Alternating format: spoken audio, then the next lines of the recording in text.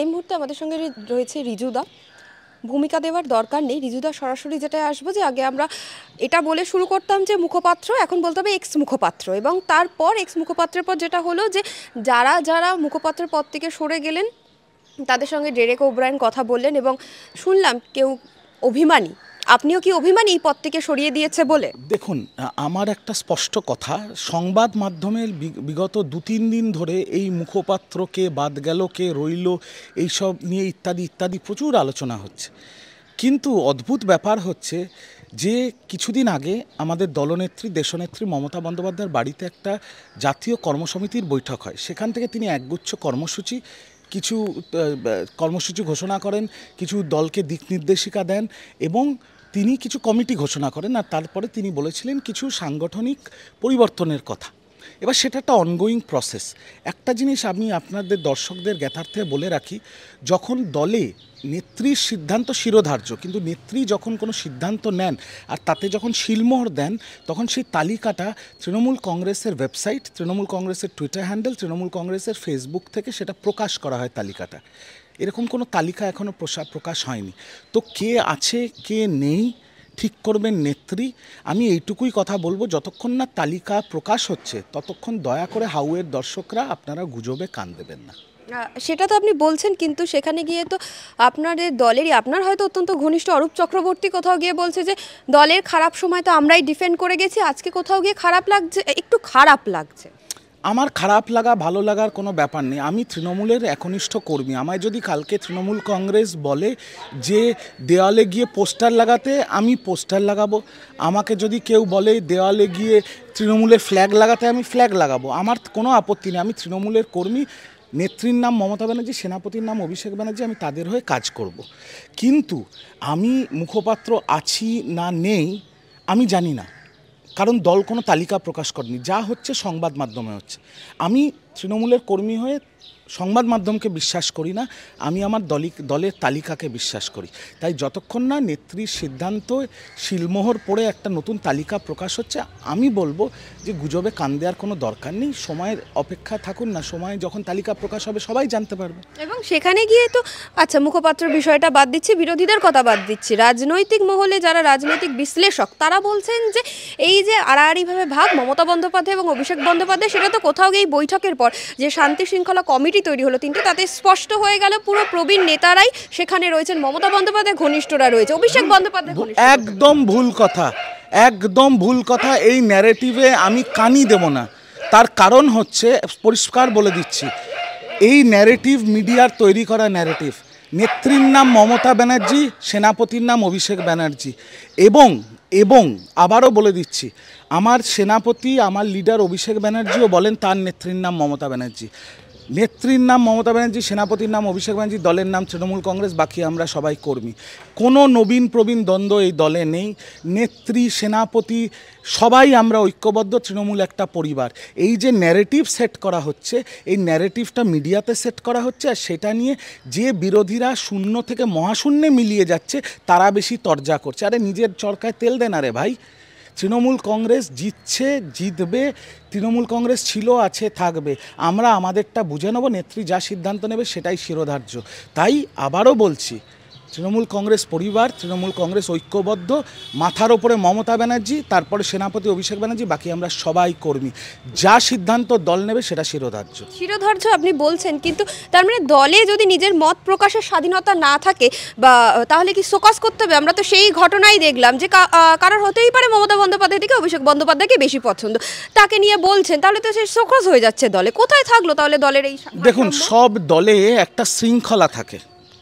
দলের ঊর্ধ্বে কেউ নয়, দলের ঊর্ধ্বে কেউ নয়, পরিষ্কারভাবে বলছি।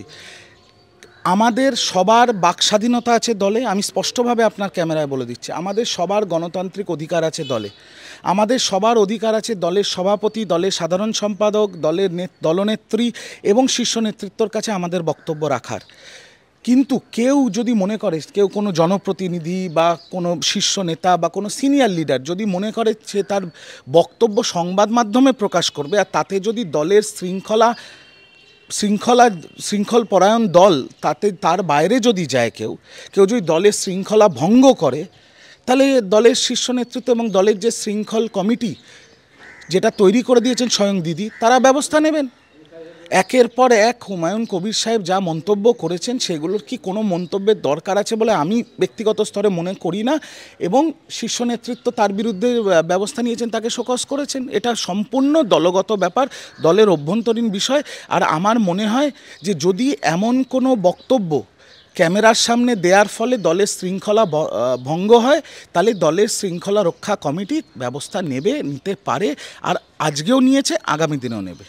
এবং আমি একটি ব্যক্তিগত প্রশ্ন করছি, সেখানে দলের খারাপ সময় তো আপনারা ডিফেন্ড করে গেছেন যে মুখপাত্ররা, আমি বলছি না কি থাকবেন কি থাকবেন না, যদি ধরুন না থাকেন, যদি ধরুন কোনো পদ না দেওয়া হয়, একটু অভিমান হবে না? কোনো অভিমানের জায়গায় নেই। আরে আজকে যেখানে প্রত্যাশা নিয়ে আসেননি। শুনুন, আমি আপনাকে বলছি, আমি আমার সংসার চালাতে তৃণমূল কংগ্রেস করি না। আমার ব্যাকগ্রাউন্ড আমার দলে সবাই জানে, দলের আমাদের যারা বিরোধী, যারা আমাদের গালাগাল দেয়, তারাও আমার ব্যাকগ্রাউন্ডের ব্যাপারে জানে। আমি আমার ব্যক্তিগত কথা বলছি, আমি অন্য কারুর কথা বলছি না। আমি দলটা করি মমতা ব্যানার্জির ছবি লাগিয়ে, আমি দলটা করি অভিষেক ব্যানার্জির ছবি লাগিয়ে। আমি এনাদের দুজনকে দেখে আবেগে দলটা করি। আজকে আমি আপনার ক্যামেরার সামনে যেটা বললাম আবার বলছি, কালকে যদি দল বলে দেয়াল চুনকাম করো, আমি করব। দল যদি বলে পোস্টার লাগাও, আমি লাগাবো। দল যদি বলে মিছিল মিটিং করো, আমি করব। দল যদি বলে রাস্তার মাঝখানে গিয়ে ফ্ল্যাগ নিয়ে দাঁড়াও আর ফ্ল্যাগ লাগাও, আমি তাও লাগাবো। মুখপাত্র একটা পদ, আমার মনে হয় তৃণমূল কংগ্রেস করতে গেলে কোনো পদের দরকার নেই। আমি দলের একনিষ্ঠ সৈনিক, দল আমাকে যা বলবে আমি তাই করব। দলের খারাপ সময় যেটা আপনারা বলছেন, বা দলের কঠিন সময় যেটা বলছেন, আরজি করের সময়, সেখানে আমি দলকে ডিফেন্ড করেছি, আমি ফেসবুক লাইভ করেছি, আমি দলের হয়ে লড়াই করেছি, ক্যামেরায় গিয়ে লড়াই করেছি না করেছি সেটা বাংলার মানুষ জানে, সেটা দল জানে, সেটা নেত্রী জানে, সেটা সেনাপতি জানে, সেটা বিরোধীরাও জানে। যখন পার্থ চ্যাটার্জি 22শে জুলাই অ্যারেস্ট হয়েছিল, 22শে জুলাই সন্ধ্যে 6টার সময় আমি বাংলার 1 নম্বর যে সবচেয়ে বড় চ্যানেল, সেখানে আমি গেছিলাম। দলের কঠিন সময় দলকে ডিফেন্ড করতে গিয়ে শুধু আমি না, আমার পরিবারকেও চোর শুনতে হয়েছে, আরজিকর ইস্যুতে আমাকে, আমার পরিবারের লোককে রেপিস্ট, হ্যান ত্যান অনেক শুনতে হয়েছে। কিন্তু এটাও মনে রাখতে হবে, আজকে আমি যেখানে দাঁড়িয়ে আছি, আজকে আপনি যে আমার ইন্টারভিউ নিচ্ছেন, বা লক্ষ লক্ষ মানুষ যে আমাকে আশীর্বাদ করে, যারা আমাকে ভালোবাসে, সেটা একটাই কারণের জন্য, কারণ আমি তৃণমূল দলটা করি। আমার মাথার ওপর মমতা ব্যানার্জি আছেন, আমার মাথার ওপর অভিষেক ব্যানার্জি আছেন। তো আমার পাওয়ার কিছু নেই, আমার হারানোরও কিছু নেই। আমি আবেগে দল করি, আমি আবেগে দল করব। দল যেরকমভাবে যে সময় আমাকে ব্যবহার করতে চাইবে, আমি দলের জন্য আমার শেষ নিঃশ্বাস অবধি লড়াই করব, দলের জন্য ডিফেন্ড করব, কাজ করব।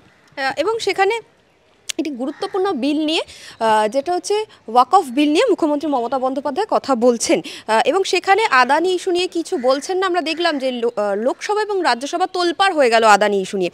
বিরোধীরা বলছে যে ওয়াক অফ বিল নিয়েই তো বলবে, কারণ মুসলমানদের ভোটটা তো দরকার তৃণমূলে, হিন্দুদের নিয়ে কেন কথা বলবেন উনি তো ওয়াক অফ বিল নিয়েই কথা বলবেন। বিরোধী বলছে, আমাকে খুলে বলুন। বিজেপিকে আমার একটা প্রশ্ন, সেটা হচ্ছে যে বিজেপি যে এত বড় বড় কথা বলছে, বিজেপির এই আদানি আর ওয়াক অফ বিলের মধ্যে আমি উত্তরটা আপনাকে দিচ্ছি। লোকসভায় রাজ্যসভায় তৃণমূলের যে সাংসদরা আছেন, তাদের কাজ কি? তাদের কাজ বাংলার মানুষের কথা তুলে ধরা। বিজেপির কেন্দ্রীয় সরকার 100 দিনের টাকা দিচ্ছে না, বিজেপির সরকার আবাসের টাকা দিচ্ছে না, বিজেপির সরকার রেশনের টাকা দিচ্ছে না, বিজেপির সরকার এনআরএইচএমের টাকা দিচ্ছে না, মূল্যবৃদ্ধি নিয়ে কথা বলছে না। 3টে গ্র্যাজুয়েটের মধ্যে একটা গ্র্যাজুয়েট এই ভারতবর্ষে এখন বেকার হয়ে আছে, বেকারত্ব নিয়ে ওরা কথা বলছে না। বিজেপি চাইছে যে বিরোধীরা আদানি নিয়ে ইস্যু তুলুক, যে আদানি নিয়ে ইস্যুটা তোলার সাথে সাথে সংসদে একটা ঝামেলা হোক, আর তারপর সংসদ বাতিল হয়ে যাক। সংসদ যদি বাতিল হয়ে যায়, তাহলে বিজেপিকে তো মানুষের উত্তর দিতে হবে না। যদি পার্লামেন্ট এমনই একটা জায়গা, সংসদ এমনই একটা জায়গা যেখানে তৃণমূলের সাংসদরা বিজেপির ঘেঁটি ধরে বলবে বেকারত্ব কেন বাড়ছে, কেন মূল্য বৃদ্ধি হচ্ছে, কেন আমাদের 100 দিনের টাকা দেওয়া হচ্ছে না, কেন গরিব মানুষের আবাসের টাকা দেওয়া হচ্ছে না, এই প্রশ্নগুলো তো সংসদে হবে। এবার সেখানে বিজেপিকে পালিয়ে বাঁচতে হবে। তো বিজেপির পালিয়ে বাঁচার রাস্তাটা কি? যদি বিরোধীরা আদানি শুরু করে, সংসদ বাতিল হয়ে যাবে, আমাদের কোনো উত্তর দিতে হবে না। তাই তৃণমূল কংগ্রেস, আদানি ইস্যুটা অত্যন্ত গুরুত্বপূর্ণ, অত্যন্ত গুরুত্বপূর্ণ, কিন্তু আমাদের কাছে আদানির থেকে অনেক অনেক অনেক বেশি গুরুত্বপূর্ণ হচ্ছে বাংলার মানুষের কথা, বাংলার মানুষের যে ইস্যু, দৈনন্দিন ইস্যু, 100 দিনের কাজের টাকার ইস্যু, আবাসের টাকার ইস্যু, বেকারত্বের ইস্যু, আর আপনার মূল্যবৃদ্ধির ইস্যু। আমরা তৃণমূল সেটা নিয়ে আগে আলোচনা করবে, সেটা আগে প্রায়োরিটি, তারপরে আদানি। ওয়াক অফ বিল কথাটা উঠলেই যেটা আসে প্রথমে সেটা হচ্ছে যে রোহিঙ্গাদের আপনারা এখানে এনে রেখেছেন, আপনারা ভোটার কার্ড তৈরি করছেন, এবং সেখানে বলা হয় যে মুসলমানদের নিয়ে মমতা বন্দ্যোপাধ্যায় কথা বললে তবেই তো ভোট ব্যাংকটা বাঁচবে। দেখুন, আমার মনে হয় যেটা আমি মুখ্যমন্ত্রী বিধানসভায় বলেছেন, মুখ্যমন্ত্রী মিডিয়ার সামনে বলেছেন, তার বাইরে একটা শব্দ ব্যবহার আমি করব না। মুখ্যমন্ত্রী বলেছেন ওয়াক অফ বিল হচ্ছে মুসলমান বিরোধী বিল, আর তৃণমূল আগামী 30শে নভেম্বর রানী রাসমণি রোডে একটা বড় সমাবেশ করবে, যেখানে আমাদের সিনিয়র লিডার ফিরহাদ হাকিম থেকে শুরু করে বর্ষিয়ান সাংসদ কল্যাণ ব্যানার্জি থাকবে। সেখানে যা বক্তব্য উঠে আসবে সেটা আপনাদের সামনে পরিষ্কার হয়ে যাবে। কিন্তু যে বিজেপি এত বড় বড় কথা বলছে, যে বিজেপি শুভেন্দু অধিকারী এখন রাস্তায় রাস্তায় ঘুরে বাংলাদেশ করছে, আমার কথা হচ্ছে শুভেন্দুর ক্ষমতা কী? শুভেন্দুর ক্ষমতা কী? বাংলাদেশ ইস্যু মুখ্যমন্ত্রী বলেছেন কেন্দ্রের পাশে আমরা আছি, এটা একটা রাষ্ট্রের ব্যাপার। তো সেখানে শুভেন্দু বাংলাকে অশান্ত করার ষড়যন্ত্র কেন করছে? শুভেন্দু বাংলাদেশ ইস্যু পশ্চিমবঙ্গে কেন তুলছে? ভোটের মাইলেজের জন্য। আমার কথা হচ্ছে শুভেন্দুর ক্ষমতা কী? শুভেন্দু সংবাদ মাধ্যমে বলছে ভিসা ব্যান করে দেবো। শুভেন্দুর 14 পুরুষের ক্ষমতা আছে সেটা করার?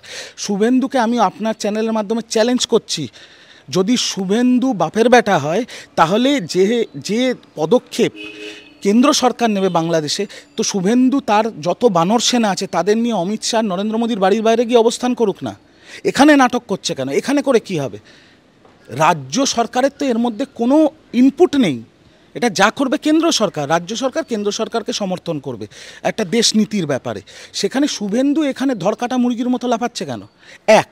আর দ্বিতীয় কথা হচ্ছে যে যদি সংখ্যালঘুর ওপর আক্রমণ হচ্ছে বাংলাদেশে, সেই নিয়ে শুভেন্দুর যদি এত মাথা ব্যথা হয়, তাহলে ভারতবর্ষে সংখ্যালঘুর ওপরে যে আক্রমণ করে বিজেপি, সেটা নিয়ে কেউ প্রশ্ন করবে?